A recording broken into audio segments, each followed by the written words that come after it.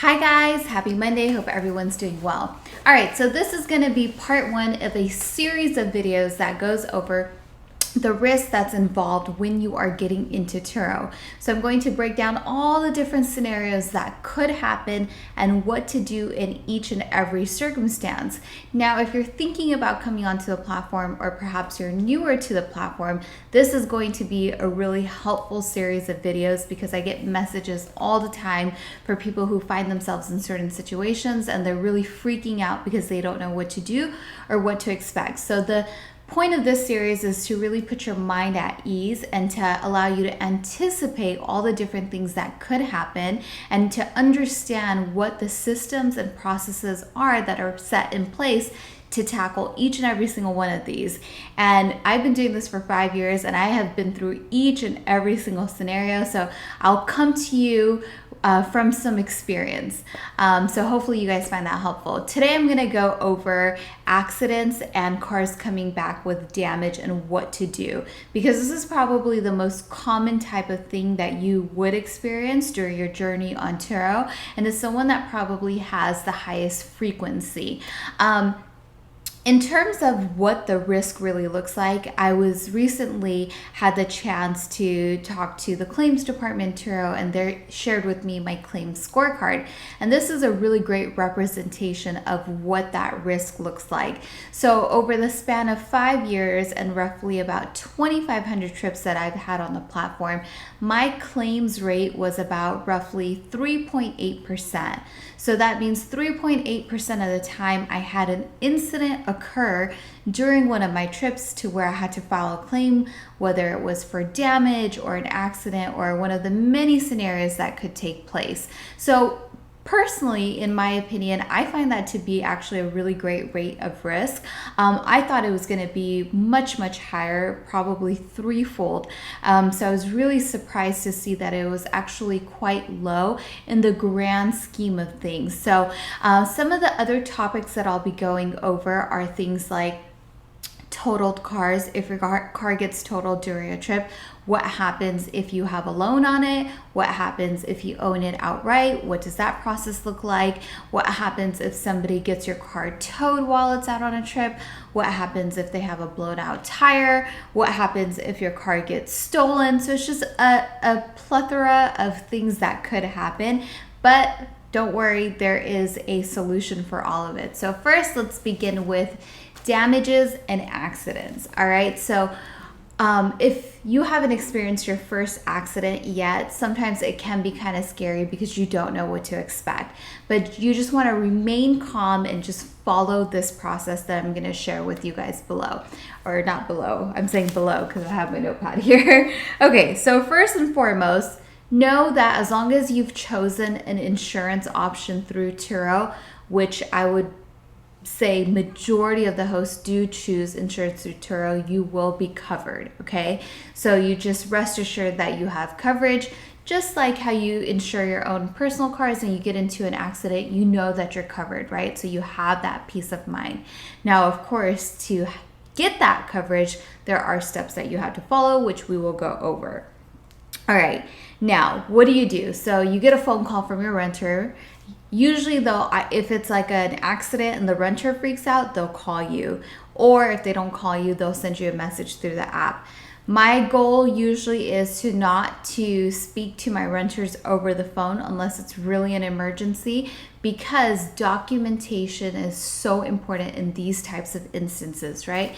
So let's just say you don't pick up random phone numbers, right? So a renter tried to call you, you didn't answer, because again, for me, like I have so many rentals going on at a given time that I don't recognize phone numbers. So usually if you don't answer, they'll message you right away like, hey, got into an accident, what do I do?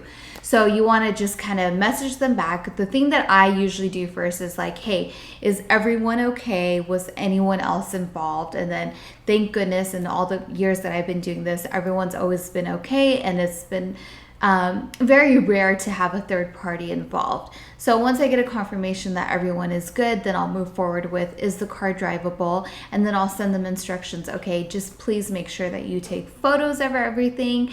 You know, what happened? Could you give me any further details? And if they come back to me like, hey, I don't think this car is drivable, then the next thing to do is you need to set up a tow. You can set up a tow by getting in touch with Turo's emergency line. Now, say, you know, for whatever reason, you're not available to help your renter set up that tow. The renter always has an incident card, basically their Turo insurance card on their reservation. On that incident card, there is the emergency phone number for Turo, so they can call them and get that towed set up, so they can give them the location, or you can do it for them. Either way is fine, just depends on how much convenience you want to provide your guests, or given the situation, if it would be better for the guest to communicate to Turo's emergency line what happened and to get that towed set up. Now, a good thing to always have on hand is to know where you want your cars to go. So for example, if this Polaris ever gets into an accident, I always have it towed right away to my motorsports dealership that's nearby where I bought it from. For my BMWs, I go to Caliber Collision. So I have my shops that I work with, and if you don't know exactly where to send it, you could probably want to do a little bit of research, because that'll just speed things up if you can go have the car dropped off directly at the shop, even if it's after hours, because then you can deal with it the next day. And so on that note, I'll just share with you guys Turo's emergency line phone number in case you want to jot it down. It's 415-965-4525. Okay, so now let's talk about if the car comes back with damage. So say they didn't get into an accident, maybe they hit a curb, maybe they hit a pole, they backed up into a pole, things of that nature, right? Those things do happen. Or your windshield comes back with a gigantic crack in it. There's a number of things that could go wrong, right? But the most common type of things that I see is probably some sort of side swipe on the front bumper or the rear bumper where they back up into something. Usually some sort of bumper damage, if not maybe some rim or wheel damage. Now in that case, what you want to do is you have 24 hours to get a claim filed, right? So you want to make sure your damage gets taken care of. Now, they do have rules to, you know, certain type of damage. It has to be of size based on the insurance package you have. But as of July 1st, they are going to have new insurance options. So when the new insurance options come out, I will do an updated insurance video, which will go through all the packages and what's covered, what type of damage is covered, and so on and so forth, right? So right now we'll keep it general. So you want to make sure that when a trip ends, you have to go through a checkout process. Just like when a trip starts, you have to do a check-in process. So at the end of the trip, when you do the checkout process, it requires you to take photos of the car and document the condition in which you received it. So you check out of the reservation, and you will notice on your reservation page, there is an area that says report damage, and that is how you file a claim. So when you go to report damage, it's just gonna ask you a series of questions, you know, where the damage is located, to upload the photos that are associated with the damage, and so on and so forth. Now your claim has officially been filed. Now you do the same exact thing if your car's been in an accident. Hopefully your renter takes some photos, but even if they don't, once you receive the car back into your possession, you want to take those photos, and you have up to 24 hours after a trip ends to submit that claim for the damage. If you go beyond that 24-hour period that they give you, your claim could be denied, because they have a very strict time frame in which the claim does need to be submitted with the evidence and so on and so forth, so that they can begin the claims process. So you want to get that in. Now, aside for that, these are the things that you really just need to watch out for and be prepared for, right? So the longer you stay on the platform, the more you rent out your cars, it's inevitable that you'll run into one of these issues. It's gonna happen. So this is how you remain prepared for it. Now, to make sure that you're covered through insurance, the most important thing, kind of like I mentioned in the beginning, is documentation.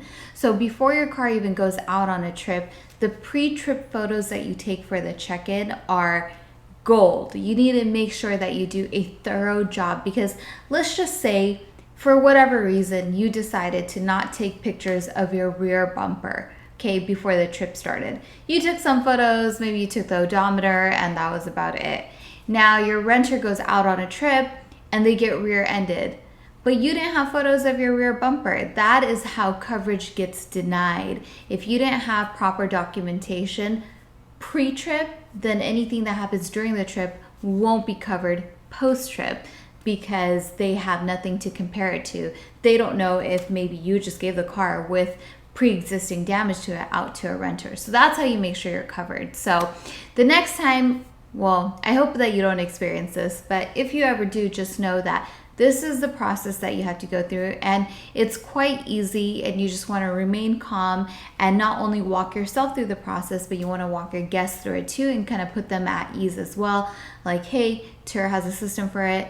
Don't worry, we'll get the photos submitted. You know, you don't want to get too emotional. I often find, because I've been doing this for so long, I remain very calm in these situations, and it actually really puts my renters at ease. I think they're usually almost surprised at how calm I am, because usually they're far more nervous than I am, because, you know, they feel like, oh my gosh, I damaged someone else's car. But when you know that there is a system and a process in place, there's really no reason to worry, because you just have to go through the motions of the process, and there's nothing else that you can do. So why make yourself sick over something that happened that is out of your control when you know that there is a process to back it up? So that is how you handle accidents and damages. In my description down below, I am going to post some really helpful links from Turo's website that will provide you additional information and guidance on how to handle these types of situations. And worry not, there is a resolve for all of these instances, so long as you stay prepared and you do your due diligence before and after every single trip. You will be just fine, so don't worry. All right, guys, so that is my little spiel on what to do if you get into an accident or a damage, which is very common and will definitely happen over time the longer that you do things, and that is how you handle it. Take care, guys, and as mentioned in my next videos, I'll be going over cars that get totaled, renters that might steal a car, tickets, all kinds of stuff that could happen on this wild, wild platform that we're on. All right, guys, take care. Talk to you later.